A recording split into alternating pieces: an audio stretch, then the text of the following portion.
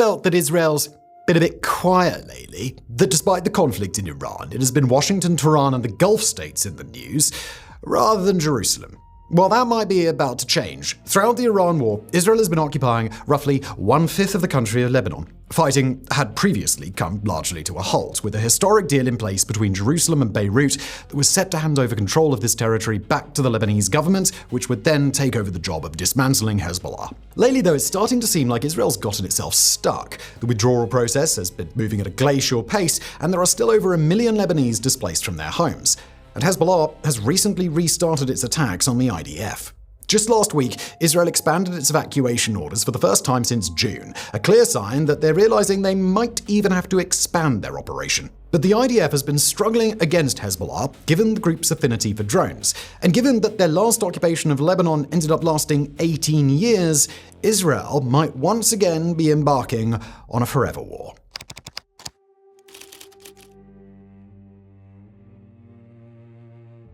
For several months, Lebanon was the country in the Middle East that nobody could stop talking about. The little state to Israel's north was in the thoroughly unenviable position of being a bargaining chip in somebody else's fight.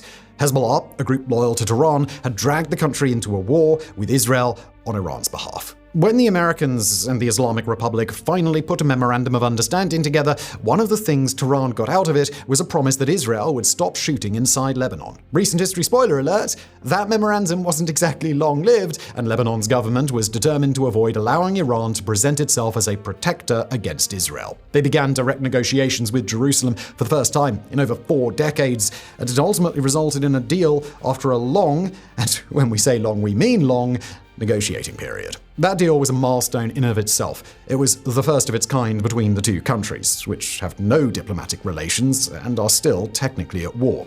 But despite the champagne bottles popping in Washington for having agreed on something, it was always clear that this was just the start of a process that might take months or even years to conclude. The deal was supposed to provide a one-piece-at-a-time approach to the Lebanese south, where Hezbollah has long maintained a strong presence, and from where it has often launched rockets into Israel. If things went according to plan, so-called pilot zones would roll out gradually, where the IDF would withdraw its forces, the Lebanese armed forces would roll in and finish the work of disarming Hezbollah, while civilians would be allowed to return to their homes. Once verified to be complete in that area, the process would repeat elsewhere until Israel had fully pulled out of the country and, ideally, Hezbollah was gone from the south.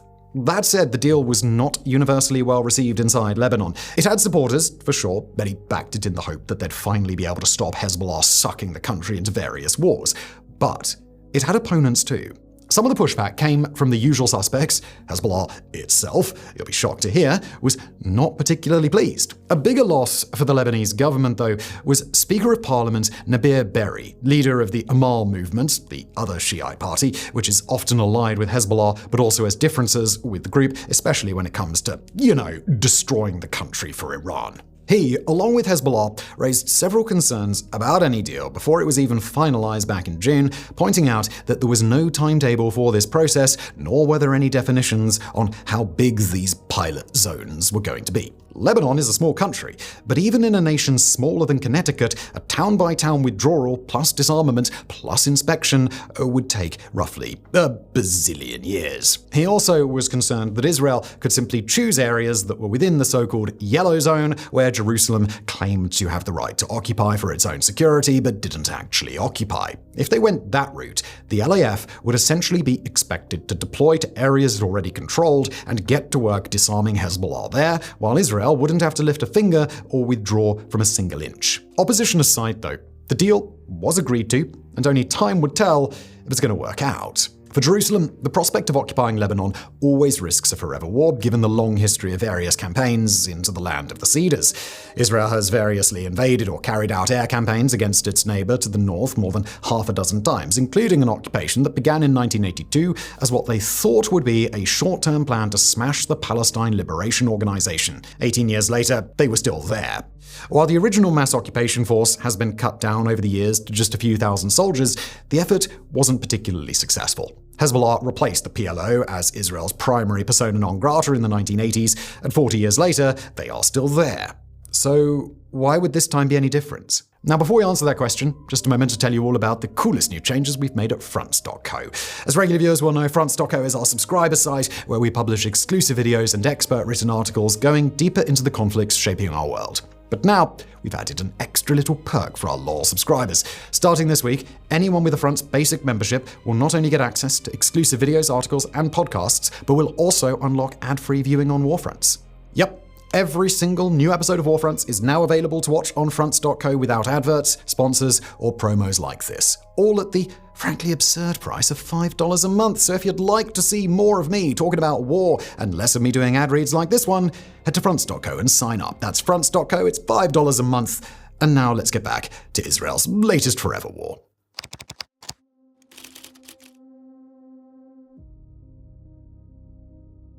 While implementation of the deal did proceed, it was at an absolutely glacial pace. The first pilot zone was announced by the State Department in conjunction with Jerusalem and Beirut on July the 20th and was set to include 3 villages in the Lebanese south: Fron, Shrifa, and Zotar al-Gharbeya. The selection wasn't fantastic for either side, as it contained 2 villages that the IDF was not present in, along with one that Israel was occupying. Nevertheless, progress is progress, and the LAF deployed to all 3 within 24 hours and got to work on securing the area. Prime Minister Nawaf Salam himself had a bit of an Iwo Jima moment when he was able to plant the Lebanese flag inside Zotar al-Gharbeya once the IDF had withdrawn. Over the next few days, civilians who had been displaced were allowed to return. Altogether, we're looking at no more than 10,000 people across the 3 villages combined. It's a start, but, given that 1 million were forced to flee their homes, it's barely a drop in a very, very big bucket. And that's more or less where things stand today, more than 2 weeks later. The LAF has turned up a few Hezbollah caches in the area, but other than that, it's been radio silence. That is until July 29th. You didn't think we were going to leave you with peace here on WarFronts, did you? It's called WarFronts, after all. On July the 29th, Hezbollah decided that they'd had enough and put their drones back in business. One of them was able to strike an Israeli D-9 armored vehicle working alongside the Ali Taher Ridge. That vehicle was unmanned, so nobody was killed or even hurt, but an attack is an attack, and Israel didn't plan to let it go unanswered. IDF Chief of Staff Lieutenant General Eyal Zamir, speaking from inside Lebanon, announced that his forces were considering pushing deeper into the country, including retaking the one village they had withdrawn from. The following day, Israeli officials told Channel 12 that there would be no further withdrawals from the area that the IDF currently holds. It was frozen outright, with no clear mechanism to even get the limited deal in its pilot zones back up and running. Now, at the time of recording, Israel hasn't actually pressed on ahead further into Lebanon, and a brand new round of negotiations is taking place, this time in Rome. On Wednesday, the talks were briefly suspended, with both sides blaming the other. Israel blames Lebanon for leaking details of the discussion, while Lebanon blames Israel for worsening the security situation in the south of the country. Jerusalem then followed this up with airstrikes on Tibnin, where a drone hit the roof of a prayer hall at the town cemetery, killing 1 man and wounding 12 others. The more substantial hits came about 25 kilometers to the west at the town of Al-Mansouri. There, 4 Israeli strikes hit buildings and villas in the Gazela neighborhood on the town's outskirts. Elu Aweya, the IDF's Arabic language spokesperson, then ordered every resident to clear out to at least a kilometer north of the village, with more strikes following in under 30 minutes. Now, from one perspective, this is just another name to add to the more than 100 towns and villages the IDF has so far forced evacuations from in Lebanon. This one is special, though, because it's the first one since the deal with Beirut was reached, the whole point of which was to allow Lebanese civilians to be able to return to their homes. Importantly, Al-Mansouri also sits partially north of the Yellow Line, so not only is it not an area that Israel had previously intended to occupy, it's not even in the area that Israel envisioned itself laying claim to. So yeah, none of this is really looking too promising in terms of Israel pulling out at any time soon. But that's due to one basic factor. The IDF is having a much harder time in Lebanon than anyone expected. When it comes to military prowess, the IDF is usually ranked at the top of global militaries, and for good reason. They are consistently able to punch well above their weight. The occupation of Lebanon so far, though, has been unusually challenging for Jerusalem. There were around 1,200 separate attacks by Hezbollah on IDF positions between the time they rolled into the country in March and the start of July, so the overall number is even higher now. Of those attacks, just about half of them have taken the form of fiber-optic FPV drones, most of which are the same Iranian-inspired design that have been wreaking havoc across the wider Middle East. So Jerusalem isn't exactly alone in this struggle, but they are uniquely exposed in the sense that they've actually signed up to be in the line of fire, and they are uniquely old school when it comes to the response to drones. For the better part of 4 months now, the Israeli Defense Forces have been relying on shotguns and netting to intercept Hezbollah's drone strikes. These are tried and tested ways to take out drones, but they're also very primitive. And the sheer scale of Israel's reliance on them seems to indicate that they have nothing better or more high-tech up their sleeves, likely because they never even realized drones would be a problem. Just how flat-footed this caught Jerusalem is best captured by a single document from the Defense Ministry's Research Directorate, which published an open call for solutions to the FPV drone situation, essentially asking anyone in Israel with an idea to please come forward.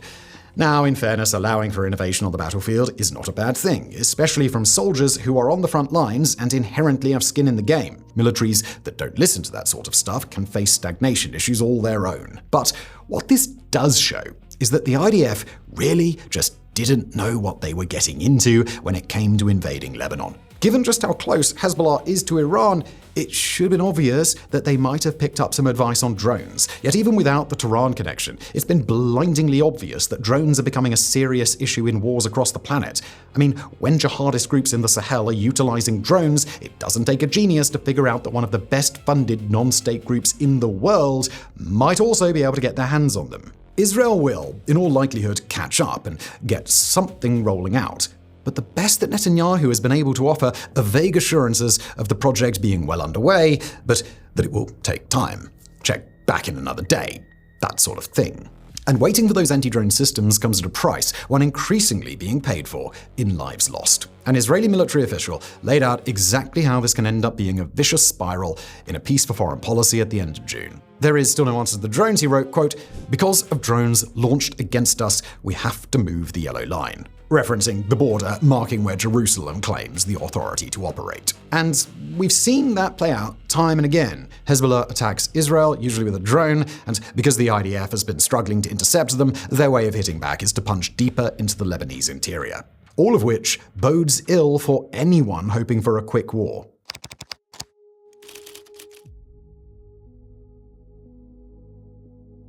Now, we opened today's episode discussing the conspicuous absence of Lebanon and Israel from international headlines all of a sudden, and it has been a sharp pivot. For the first few weeks that the Memorandum of Understanding was still standing between Iran and the United States, Tehran was in a maximalist position to do something that would have seemed impossible just a few years ago: drive a wedge between the US and Israel. During the MOU, Tehran was consistently able to dangle, you want hummus open, do you?" in front of Washington and say, "Yeah, we'd be happy to open it.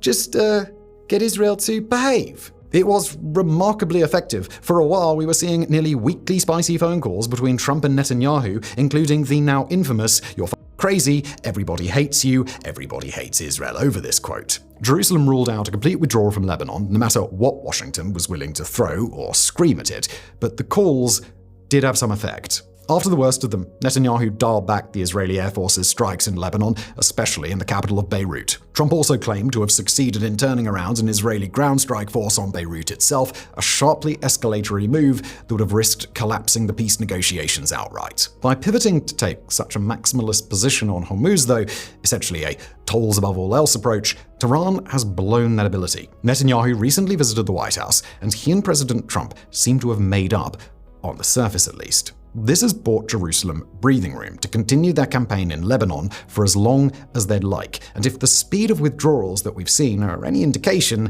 they are going to be occupying the country for quite some time to come. There's a second reason Netanyahu also has no interest in leaving, though, one that goes beyond merely dealing with Hezbollah. Israelis are slated to go to the polls on October the 27th, in the first national election since the October 7th attacks. The Knesset dissolved itself on July the 17th after Netanyahu's ruling coalition fell apart, meaning this will truly be the first time ordinary Israelis are able to express where they want the country to go since all of these wars have broken out. And signs are that the campaign is not going well for Netanyahu. A mid-Gam poll published on August 4th had Likud at 23 seats, tied with Gadi Eisenkot's Yashar party, while Channel 12 put Yashar a seat ahead in late July. Given the enormous number of parties in the Knesset, coalitions are baked into the equation. But that's where the maths is starting to look even worse for the Israeli PM. The opposition bloc is polling at 69 against his coalition's 51 out of a total of 120. Things start to look even worse when you look at Eisenkot's resume. He previously ran the IDF, which means that this election is going to come down to security, security, security. Pulling soldiers out of southern Lebanon in September under a deal that leaves Hezbollah's weapons exactly where they are would get read at home as a concession rather than as implementing an agreement Netanyahu signed. The PM has similarly been under fire from both Yair Lapid, who is effectively to his right, and Naftali Bennett to his left, much of which centers on security matters as well. The two have actually formed a new bloc party called Together, with the explicit intention of making sure the country's next PM is not Netanyahu. Regardless of how the election goes, though, nothing short of a full disarmament of Hezbollah is going to be acceptable to Israeli voters, meaning that all those IDF soldiers in southern Lebanon should probably prepare for a long stay. Only time is going to tell if it breaks the previous record of 18 years. Thank you for watching.